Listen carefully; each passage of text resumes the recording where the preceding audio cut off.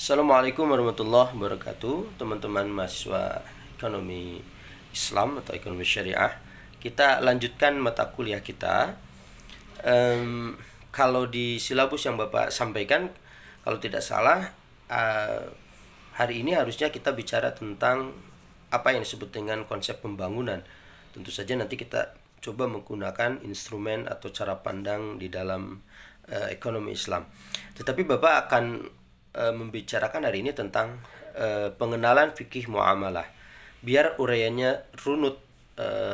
Kemarin kita bicara yang paling awal tentang filsafat ilmu ekonomi Islam, kemudian bicara world view, dan hari ini kita bicara fikih muamalah. Teman-teman mahasiswa masih ingat tentu ya, di dalam ilmu atau filsafat ilmu ekonomi Islam ada yang disebut dengan aksiologis. Aksiologis ini tentu saja bicara tentang tujuan atau manfaat kita belajar ekonomi Islam. Kita tahu di dalam aksiologis itu ada dua tujuan. Yang pertama adalah kita berkontribusi di dalam membangun bangsa ini, dunia ini dengan ekonomi Islam itu. Sehingga ekonomi Islam harus berperan bukan hanya di pinggir, di menara gading, dia tidak memberikan solusi, hanya melangit saja, tetapi dia mencoba untuk membumi. Maka ekonomi Islam harus ke tengah dan harus bisa menjadi solusi. Ini tanggung jawab teman-teman yang bergelut di bidang ini untuk bisa menjelaskan hal ini menjadi sebuah aksi dan solusi di masyarakat kita. Nah, yang kedua, kalau kita bicara aksiologi atau tujuan ilmu ekonomi Islam itu adalah kita ingin meraih ridho Allah. Nah, ini tujuan yang tidak ada di dalam filsafat ilmu ekonomi lain pun. Jadi tujuan yang kedua dalam ekonomi Islam ini adalah meraih ridho Allah. Tentu saja dengan berekonomi Islam itu. Nah, untuk meraih ridho Allah itu ada tiga hal yang harus kita penuhi ketika bicara ekonomi. Pertama, kita harus tahu tentang tauhid ekonomi Islam. Yang kedua, fikih ekonomi Islam. Yang ketiga adalah akhlak ekonomi Islam. Nah, hari ini Bapak akan bicara tentang konsep fikih ekonomi Islam. Fikih ekonomi Islam ini sering kita sebut dengan fikih muamalah. Oke, teman-teman mahasiswa, apa itu fikih muamalah? Tentu teman-teman harus paham dulu fikih. Bapak tidak akan mengurai definisi yang jelimet. Bapak hanya ingin mengatakan begini.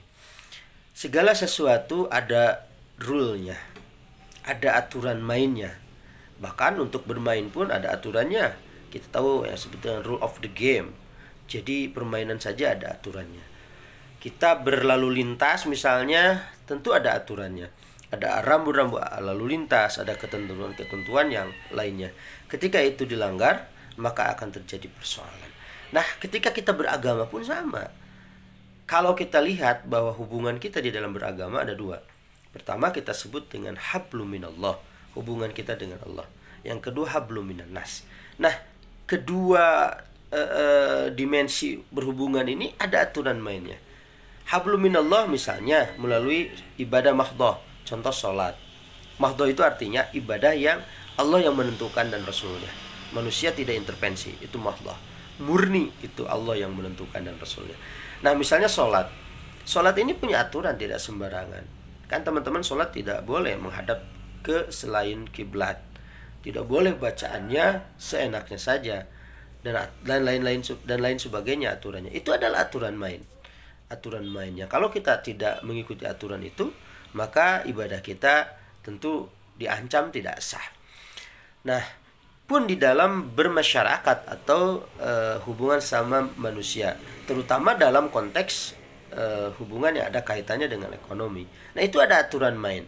Contoh, bagaimana ketika kita berjual beli, bagaimana ketika kita melakukan pinjam meminjam, utang piutang, kemudian ada gade, sewa menyewa, mengupah orang. Apalagi hari ini bisnisnya sudah luar biasa inovasinya. Nah, hal seperti itu ada aturan main. Hal seperti itu ada rule yang harus kita penuhi. Nah, oleh karena itu, secara garis besar aturan itu ada dua. Kalau kita lihat antara hablum minallah dan hablum minanas tadi. Yang pertama, ada yang disebut dengan fiqhul ibadah. Fikih ibadah itu adalah aturan-aturan yang terkait dengan bagaimana tata cara kita beribadah kepada Allah. Bagaimana tata cara kita berwudu, bersuci, sholat di situ, saum, ibadah haji dan lain sebagainya. Itu yang disebut dengan fiqhul ibadah. Yang kedua, ada yang disebut dengan fiqhul muamalah. Tentu saja muamalah ini begitu luas. Muamalah ini hubungan sama manusia. Di dalamnya ada pertikahan, di dalamnya ada semacam politik juga termasuk fikih muamalah. Kemudian di situ ada semacam jinayah yang terkait dengan kriminal. Kemudian ahwal syahsiyah dan lain sebagainya. Begitu luas cakupannya. Tetapi yang kita bicarakan fikih muamalah ini adalah fikih muamalah hubungan sama manusia yang ada kaitannya dengan urusan harta. Nah, ini uraian kita hari ini. Kalau saya sebut tadi di muqaddimah sekali lagi, kalau kita ingin meraih ridho Allah, karena itu adalah menjadi satu aksiologis tujuan dari ilmu ekonomi Islam, maka salah satunya kita harus memenuhi apa yang disebut dengan fikih ekonomi Islam. Kalau saya turunkan lagi menjadi fikih muamalah maliyah, fikih yang ada hubungan atau aturan-aturan Allah atau Rasulnya atau yang diturunkan oleh para ulama yang ada kaitannya dengan harta ketika kita bersentuhan atau bergaul dengan manusia atau sesama manusia. Nah, teman-teman mahasiswa yang berbahagia, oke, kita uraikan fikih muamalah ini secara garis besar. Ada dua hal yang perlu teman-teman paham. Ada dua hal. Yang pertama, apa yang kita sebut dengan akad-akad muawadat atau akad-akad pertukaran. Yang kedua, akad-akad yang terkait dengan sosial atau kita suka sebut dengan tabarruat. Nah, sebelum saya bicara dua perbedaan akad ini, teman-teman perlu paham bahwa ketika kita bermuamalah, tentu yang muncul adalah transaksi. Yang dalam bahasa fikih namanya akad, yang jamaknya adalah al-uqud. Nah, transaksi ini adalah bagian instrumen dari kita bermuamalah. Misalnya kita mau berjual beli, maka instrumennya kita transaksi, gitu kan? Kita mau upah mengupah, sewa menyewa, atau kita mau bekerja sama, patungan dan lain sebagainya. Instrumennya adalah transaksi. Nah, transaksi ini dalam bahasa fikih muamalah namanya akad. Atau dalam bahasa fikih ibadah pun ada akad. Tentu saja akad ini bukan hanya bicara konteks bisnis, nanti kita akan bicara konteks tabaru. Yang saya maksud dengan ibadah ada konteks akad, misalnya kalau zakat itu ada akad, meskipun nanti akadnya ada yang sepihak, terjadi dua belah pihak dan seterusnya. Teman-teman mahasiswa dimanapun berada, jadi sekali lagi bicara fikih muamalah, ketika secara praktis nanti kita bicara tentang konsep transaksi. Bicara konsep transaksi itu bicara tentang akad atau al-uqud. Nah, akad dalam muamalah tadi, akad di dalam hubungan sesama manusia terkait dengan harta dibagi dua. Yang pertama, ada yang disebut dengan al-mu'awadat atau akad pertukaran. Ketika pertukaran, tentu saja ada sesuatu yang ditukar, ya kan? Ada istilah iwad, ada istilah mu'awad. Istilahnya begitu. Misalnya jual beli, ini terjadi pertukaran. Penjual menukarkan uangnya dengan barang dengan uang. Barangnya dilepaskan menjadi milik pembeli, pembeli mendapatkan barang dan melepaskan uangnya. Itu yang disebut dengan pertukaran. Yang kedua ada akad tabarru. Tabarru itu biasanya hanya satu arah saja. Misalnya akad utang piutang. Utang piutang. Itu tabarru. Si A mengutangi ke si B. Udah sampai di situ saja. Atau misalnya akad tabarru juga, misalnya ada wakaf, zakat, itu tabarru satu pihak saja. Nah, itu. Tapi itu tetap dalam konteks aturan, itu instrumennya adalah akad. Nah, teman-teman sekalian, hari ini Bapak akan mengenalkan akad muawadhat saja. Tabarruatnya Bapak singgung sedikit. kalau kita kaitkan dengan bagaimana aturan-aturan main di akad muawadhat. Teman-teman sekalian, sekali lagi akad muawadhat itu akad bisnis, akad pertukaran yang di situ aturan syariah memberikan peluang kita untuk mendapatkan keuntungan dan kita didorong agar jangan sampai mendapatkan kerugian. Itu akad muawadhat atau akad pertukaran atau bahasa lainnya akad bisnis. Nah, ketika di dalam akad bisnis, teman-teman, ada dua akad besar. Nah, rumusnya pertama ada yang disebut dengan natural certainty contracts, NCC ya, natural. Nah, natural itu alamiah, certainty kontrak yang pasti. Jadi secara alamiah ini akad atau kontrak yang harus dipastikan. Jadi judulnya pasti-pasti. Akadnya pasti, keuntungannya pasti, dan ketentuan-ketentuan lainnya harus pasti. Itu kita singkat NCC, Natural Certainty Contracts, kontrak-kontrak yang harus pasti secara natural. Yang kedua ada NUC, Natural Uncertainty Contracts. Jadi kontrak-kontrak yang secara alamiah dia tidak boleh dipastikan. Maksudnya apa? Begini teman-teman sekalian. Ketika kita mau berbisnis, berinvestasi, tentu instrumennya adalah transaksi tadi atau akad. Nah, akad bisnis itu satu, meliputi akad jual beli, dua, sewa menyewa, tiga, upah mengupah. Kurang lebih begitu. Jadi bahasa Arabnya al-buyu atau jual beli, kemudian al-ijarah. Ijarah itu dua isinya. Kalau ijarahnya alal a'yan atau terhadap benda, itu disebutnya sewa menyewa. Kalau alal a'mal itu disebutnya upah. Jadi ada ijarah alal a'yan, ijarah yang objeknya adalah benda, atau sewa menyewa yang objeknya benda, kita sebut hari ini sewa menyewa. Nah, ada ijarah yang objeknya itu adalah amal atau perbuatan, kita sebut dengan upah mengupah. Nah, ini adalah dua instrumen besar terkait dengan akad-akad natural certainty contract. Oke, akad-akad yang secara natural ini harus dipastikan. Maksud dipastikan itu begini, teman-teman. Kalau kita jual beli, maka kita lihat yang disebut dengan rukun jual beli.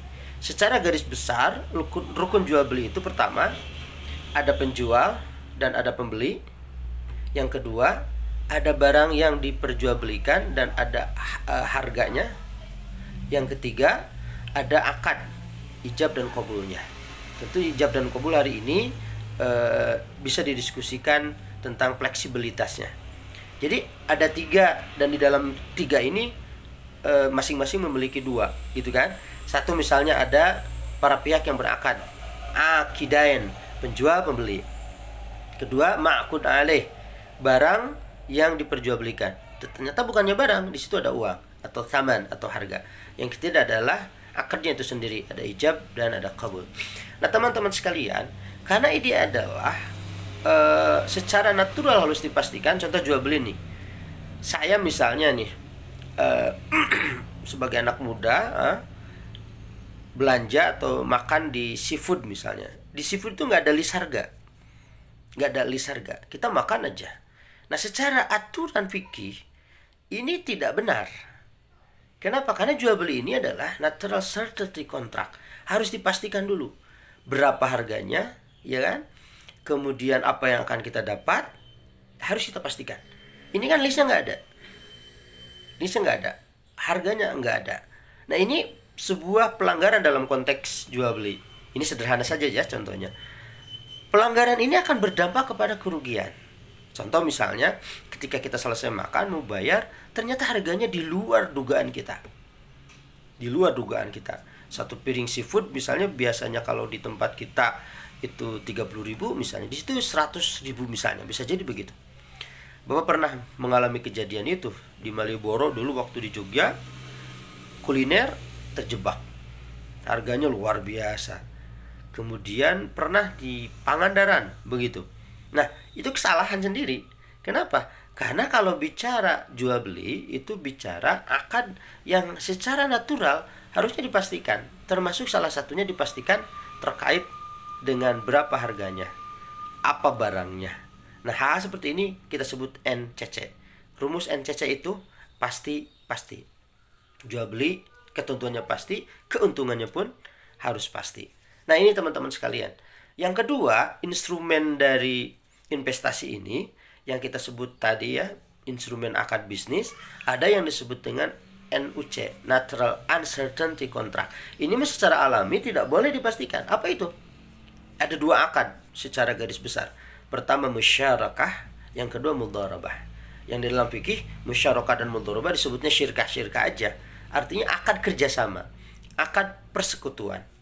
Musyarakah sama mudharabah berbeda. Kalau musyarakah itu akad kerjasama yang para pihak berkontribusi tentang modal dan lain sebagainya. Kalau mudharabah satu pihak modalnya saja, kemudian pihak lain kerjanya saja.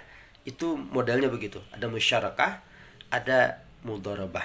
Nah, teman-teman sekalian, di akad ini, akad yang natural uncertainty contract, akad yang tidak pasti, tidak boleh dipastikan terkait dengan keuntungannya. Contoh misalnya, kita bekerja sama nih, si A dan si B bekerja sama, si A memberikan modal 100.000 misalnya, si B yang memutar uang 100.000 tadi, maka akadnya mudharabah. Satu modal, yang satu adalah kerjanya. Nah, ketika terjadi urusan itu, maka tidak boleh kita memastikan untuk keuntungan. Udah aja nanti keuntungan kamu 20.000 ya setiap bulan. Nggak boleh. Kenapa? Who knows? Siapa yang tahu keuntungan Anda akan didapat seperti itu? Maka yang terjadi adalah jangan dipastikan dari sisi nominal, tetapi kita pastikan dari sisi persentase. Keuntungan Anda adalah sekian persen. Nah, itu yang disebut dengan natural uncertainty. Nah, teman-teman, itu yang disebut dengan akad-akad muawadhat atau akad bisnis. Tentu Bapak maklumi teman-teman tidak terlalu familiar dengan istilah-istilah ini, tapi lagi-lagi Bapak sampaikan bahwa hari ini kita tidak terlalu sulit untuk memahami sesuatu. Teman-teman bisa googling, Bapak hanya semacam trigger aja dan membukakan pintu agar teman-teman untuk mengkaji lebih dalam. Nah, yang kedua tadi Bapak singgung sedikit tentang akad tabarru'at atau akad sosial. Akad sosial ini tidak ada orientasi bisnis di situ. Utang piutang itu adalah akad sosial. Pinjam meminjam, gade dan seterusnya. Maka ada problem hari ini misalnya ketika ada utang piutang, kemudian salah satu pihak menarik keuntungan dari utang piutang. Nah, maka itu terlarang. Karena itu adalah akad yang didesain oleh syariah sebagai akad sosial, akad tolong menolong. Contoh misalnya nih, kalau kita bergaul dengan perbankan, maka istilahnya ada bagaimana kita mengajukan kredit dan lain sebagainya. Itu kan substansinya utang piutang. Maka ketika terjadi utang piutang, itu akad yang terlarang. Yang dalam konteks ini hukum menyebutnya riba. Karena Bapak salah satu yang berpendapat bahwa bunga bank itu adalah riba, kecuali bagaimana kita memahami model-model atau manajemen perbankan yang kita nanti keuntungannya bukan ditentukan oleh bunga tadi. Nanti kita diskusi lanjutan karena ada sesi kita membahas tentang pengenalan manajemen perbankan syariah. Nah, itu secara mudah bisa kita analisis. Utang piutang itu masuk ke dalam kategori akad-akad sosial. Yang rumusnya akad sosial itu adalah tidak boleh menarik keuntungan. Ya kecuali yang dibolehkan oleh syariah. Maksudnya begini nih, yang dikecualikan tuh begini. Tadi konteks misalnya si A meminjamkan uang 100.000 kepada si B. Kalau dipersyaratkan si A itu kepada si B agar nanti mengembalikan 1 minggu itu adalah 110.000, maka itu jatuhnya riba. Karena dia mempersyaratkan kelebihan dalam konteks utang piutang. Nah, tetapi kalau misalnya si B pas mengembalikan uang 100.000 itu tanpa diminta dia memberikan 10.000 atau tambahan 10.000, itu bukan problem. Itu yang Bapak sebut dengan kecuali tambahannya itu atau tambahan yang dikecualikan, artinya yang dibolehkan dalam akad sosial. atau akad-akad yang kita sebut dengan tabarruat. Nah, itu teman-teman sekalian, rumus sederhana atau pengenalan fikih muamalah sederhana yang bisa teman-teman pahami. Bapak simpulkan bahwa di dalam fikih muamalah ada dua kamar. Yang pertama kamar bisnis, yang kedua kamar sosial. Kamar bisnis ini kita sebut dengan al-uqud al-mu'awwadat, akad-akad pertukaran. Akad-akad pertukaran itu yakni akad bisnis, di mana kita boleh bahkan harus mendapatkan keuntungan, dan kita dinasihati oleh syariah jangan sampai mendapatkan kerugian, sehingga syariah membuat aturan ketat sehingga tidak ada para pihak yang dirugikan. Apa saja akad mu'awwadat ini? Bapak sebut tadi akad jual beli, yang dalam bahasa Arab itu ada al-buyu' atau bai'. Yang kedua akad ijarah. Ijarah itu bisa dua. Satu, al-ijarah alal a'yan, ijarah yang objeknya itu adalah benda, maka artinya adalah sewa menyewa. Yang kedua adalah al-ijarah alal a'mal, ijarah yang objeknya adalah pekerjaan, maka kita artikan dengan upah mengupah. Yang kedua, akad mu'awwadat itu adalah akad perkongsian, kerjasama. Ada dua akad besar di situ. Yang pertama adalah musyarakah, yang kedua adalah mudharabah. Bedanya kalau musyarakah ada kontribusi modal dari para pihak apapun itu, karena nanti musyarakah itu terbagi 4. Ada musyarakah musyarakah inan, mufawadah, kemudian ada abdan, ada wujuh. Nah, untuk yang 4 ini teman-teman nanti bisa cari lebih detail. Bapak tidak akan menjelaskan lebih jauh karena ini tadi Bapak bilang hanya trigger saja biar teman-teman paham petanya saja, itu sudah lumayan. Nah, yang kedua ada mudharabah. Mudharabah ini adalah akad kerjasama antara pemilik modal dan pebisnis atau pekerja. Jadi itu mutlak. Pemodal mutlak modal aja, pekerja mutlak kerja aja. Tentu aja ini ada aturan juga. Misalnya ada mudharabah mutlaqah dan mudharabah muqayyadah. Ada yang mudharabah bisnis yang dibebaskan, silahkan tergantung pebisnisnya, kata pemilik modal, dan ada mudharabah untuk bisnis tertentu yang dianjurkan atau disarankan oleh pemilik modal. Nah, teman-teman sekalian, dua model bisnis ini atau akad ini terbagi dua tadi. Ada yang natural certainty contract, ada kontrak yang harus pasti-pasti dipastikan semuanya. Ada yang uncertainty contract. Nah, teman-teman pahami itu. Yang kedua tadi ada kamar yang kita sebut dengan kamar sosial. Rumusnya, kita tidak boleh mengambil keuntungan di kamar sosial kecuali ada aturan atau ketentuan-ketentuan tertentu seperti yang tadi Bapak contohkan. Ini saja barangkali teman-teman sekalian. Insyaallah nanti kita lanjutkan dengan mengenal perbankan syariah. Demikian, assalamualaikum warahmatullahi wabarakatuh.